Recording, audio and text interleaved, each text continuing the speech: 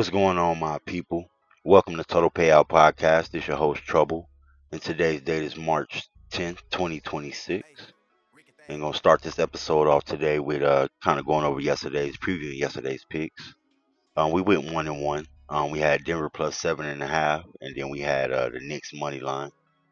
Just to kind of recap them real quick. Denver, obviously, like I said, I feel like they was going to hang in there with OKC. I think OKC bored, kind of ready for the playoffs to start. Denver wanted to avenge the smackdown by the Knicks. Obviously, not too good against OKC this year. Had a chance to win that game, man. Obviously Shea, great man, good.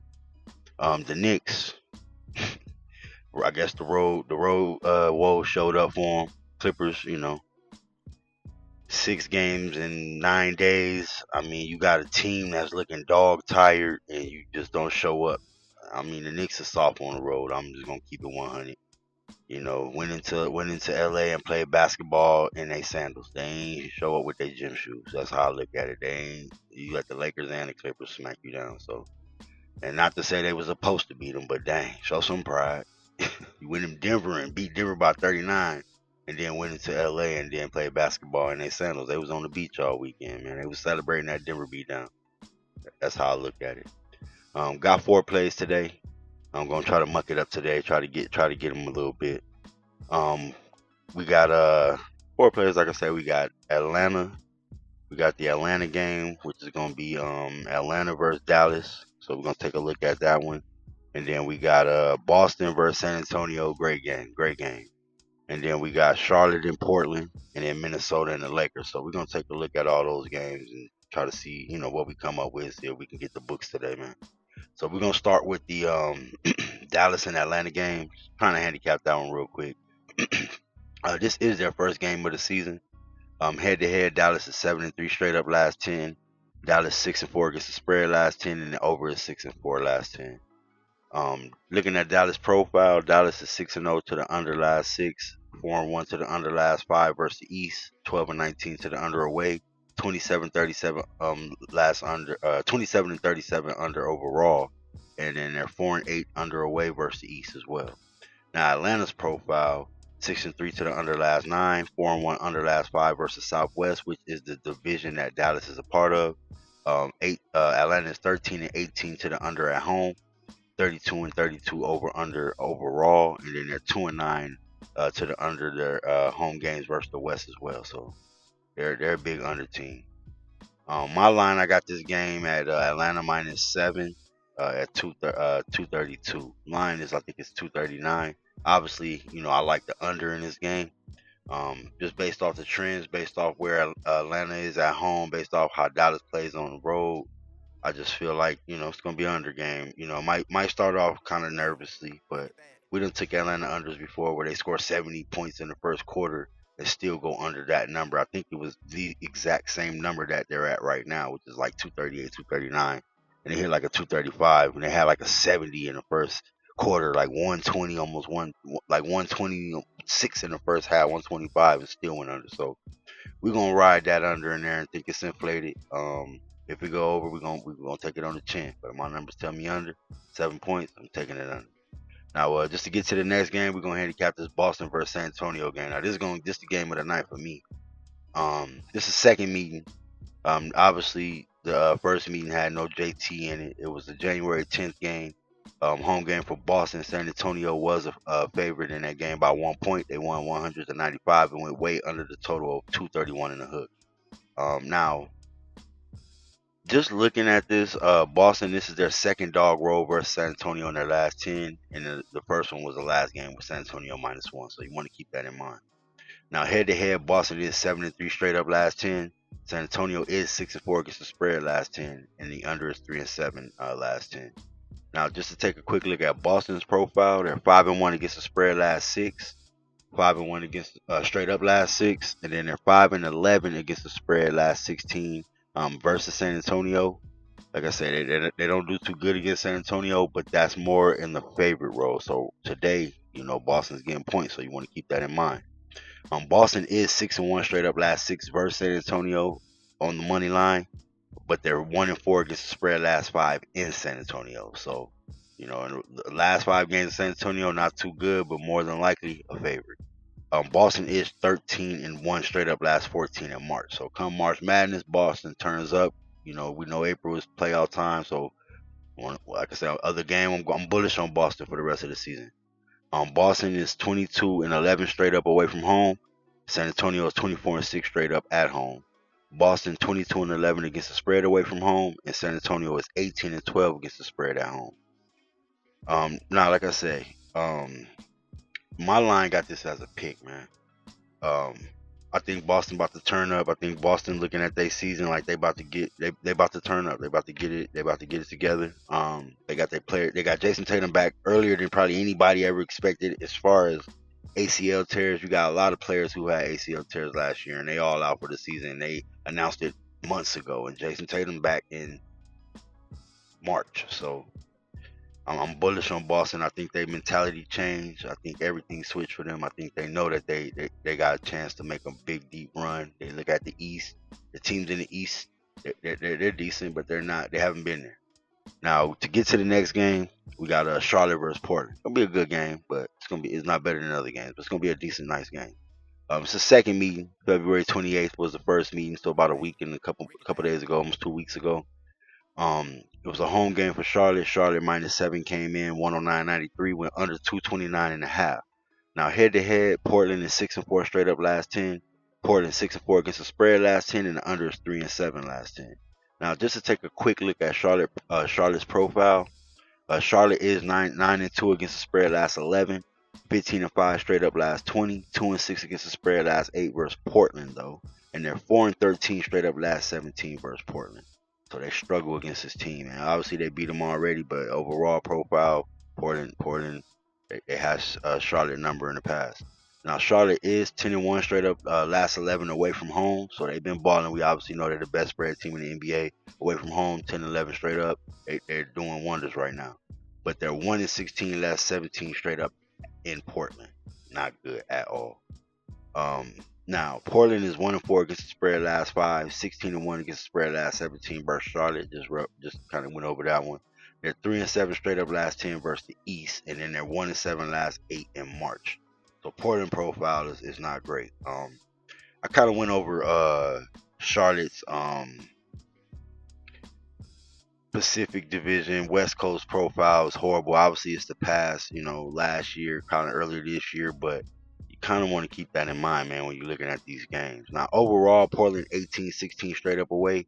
Charlotte is 18-16 straight up away from home. Portland is 17-15 straight up at home. Charlotte is 22-12 against the spread away from home, and Portland is 19-13 against the spread at home. Now, my personal line got this at Portland -1, total about 230, 232. It's tough, man, because when I kind of handicapped this game, I didn't handicap it, but I kind of look ahead of the schedule. When I took Phoenix the other day against Charlotte, I kind of looked at that and said, okay, I'm gonna take Phoenix because I think Charlotte is going to look ahead and see, okay, we can kind of go in Portland and go in, and I think they got Sacramento next and snatch them too. But when I started handicapping it, I said, oh my God, they're horrible in Portland. Now, obviously, like I said again, that's the past. But I look at the past when it comes to these things heavy because you are what you eat. You know what I'm saying? Like if you go west and you always, do this, you can break it. All trends can be broken. All the things in the past can be changed, but you have to change it for me. I'm not just gonna assume you're gonna change it. So I'm gonna go ahead and take Portland +3. I see some threes rolling around. I expect it to get a little higher than 3 just because of the nature of the way people bet. They're gonna bet Charlotte because Charlotte has been balling. Portland not so much, but we're not playing whole seasons in one game. We're not playing a whole month in one game. We're playing every game one game at a time. So I do expect the basketball guys to give a little bit of that money that Charlotte been giving us back. It's how the game work, man. You can't just go on 100%. So I expect some of that money to come back, and probably gonna come back on this road trip. So we're gonna take Portland +3 in that game. Now let's go ahead and move to the last game on the card. Another doozy. Minnesota against the Los Angeles Lakers. Gonna be a great game. Great game. Now this one kind of was weird to me. This is their third meeting, but usually I know West Coast teams, most West Coast teams play four. This is a 3 game series this year. So this is their third meeting. Lakers did have already won the season series against the Minnesota Timberwolves. 2-0 already. Their first meeting, both of these meetings happened pretty much the first week of the season, so it's been almost the entire season since they've seen each other. First was October 24th of last calendar year. Home game for the Lakers. Lakers was plus 1.5 dog. Came through 128-110. Went under 225. Sorry, went over 225 and a half. And then the second game we had Minnesota at home. Lakers plus 7.5. Lakers won 116 to 115. Went over 224 and a half. Like I said, Lakers are already 2-0, so they already beat them in the season series against Minnesota. Now, head to head, Minnesota 6-4 straight up last 10, 6-4 against the spread last 10, and the under is 4-6 last 10. Now, just to take a quick look at Minnesota's profile, they are 2-6 against the spread last 8, but they're 5-1 straight up last 6, 6-1 straight up last 7 away from home, and they're 4-2 against the spread last 6 in March. So they get the act together in March. They've been actually getting their act together a little bit before March. Now the Lakers been kind of balling. 5-1 against the spread last 6, 5-1 straight up last 6, 5-2 straight up last 7 versus the West, 6-1 against the spread last 7 in March, and they're 5-2 last 7 on a Tuesday. Now the overall, Minnesota's 18-12 straight up away from home. Lakers are 20-12 straight up at home, and then Minnesota 13-17 against the spread away, and then the Lakers are 18-14 against the spread at home. Now, this is Minnesota's first game on a 5-game road trip. Kind of just looking ahead on them and seeing what's going on, and what their mind might be at, where their mind might be at. Obviously, I don't think they're looking ahead of the Lakers. I think Ant and Luka got a little something going on. They don't disrespect each other, but I think they actually like playing against each other. So it's kind of tough for me in this game, man. Seeing that the Lakers have already closed out the season series. I've taken Minnesota in this role already. I think it was against the Nuggets. The Nuggets I think they were up 3-0 against Minnesota in the series, and Minnesota went and smacked them in Denver. So I'm kind of weary about teams sweeping teams in the NBA, especially when when it comes to the last game of the series and you've already taken the first 2 or 3, whatever, if it's East West 1-0, whatever. Um, I'm gonna have to go against myself on this one, man. I'm gonna take the Lakers at home. My line got this as the Lakers -1. I see some 2.5s out there. I expect it to probably get 2 or 3, probably a little north of that, just because of what I just said. It's the last game of a series. Um, but the Lakers got to start putting in some work. They got to start putting in some work. I know I seen LeBron was on the injury report, but I think that was a back-to-back scenario if I'm not mistaken. So I don't. I'm going to monitor that game, but I'm going to put my pick out there with the Lakers at home. I'm me. I don't try to tell lines and try to take the highest line. I'm gonna take the line that I see. I like the Lakers plus 2.5. Like I said, I expect it to get to 3.5. I'm taking all of that. If I'm y'all, I'm me myself. I'm taking them. But right now, putting the pick out, they're at 2.5. So I'm gonna take the Lakers at plus 2.5 at home against the Minnesota Timberwolves. I don't know about the money line. Last game it was 1.5, and the Lakers won by 1. So it's tough, and that was a dog roll. So obviously taking Minnesota as a favorite, what didn't work out too well for you, but you got to roll with what you know. You got to roll with how you roll with. So just to go ahead and recap the games we're taking today, we got Atlanta under 239.5. Just think, like I say, last game we took them on the under. That we bet Atlanta on the under. We had a 70-point first quarter and it still went under 238. We got Boston plus 3.5 in San Antonio. San Antonio balling, man. It's just like Charlotte. They a little bit ahead of schedule. They playing against a team that been there, done that, and gonna take the challenge of settling down a team that ain't ready. Just like Cleveland the other day with Boston. Boston on a mission. We riding them whenever they on the schedule. Unless they 10-point favorites, I'm riding them, especially as a dog. You're going to have to beat me. I'm taking the L happily with Boston plus 3. Not happily, but I'm not going to be mad, shall I say. The third bet we got on the card is Portland plus 3. against that hot Charlotte team, man. Charlotte on a 2-game losing streak. It took a lot of soul searching for me on this pick. I'm gonna be 100% honest with y'all because I don't like to step in front of trains, man. I don't like to, but I just think that the profile of Charlotte playing on the West Coast and the Pacific, playing on the West period, is not a fluke. And not saying that there's gonna be something that it can't be broken, but they gotta break it. And so getting 3 points on the road, like I said, my line Portland -1. I'm taking Portland plus the 3 points. It's a 4-point difference, 5 if you add the pick. I'm taking Portland.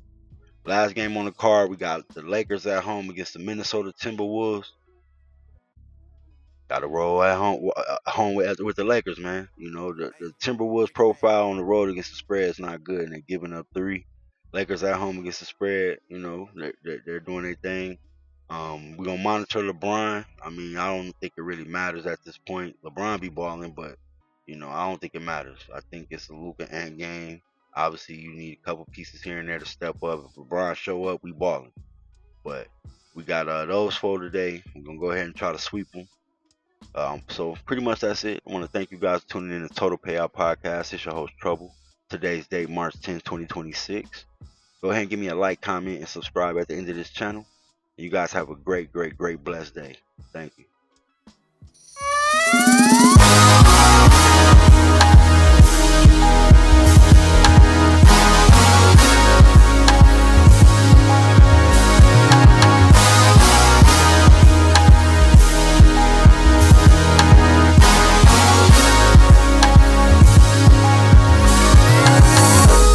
A heavyweight, that be light work. Change my lane on these niggas and it might work.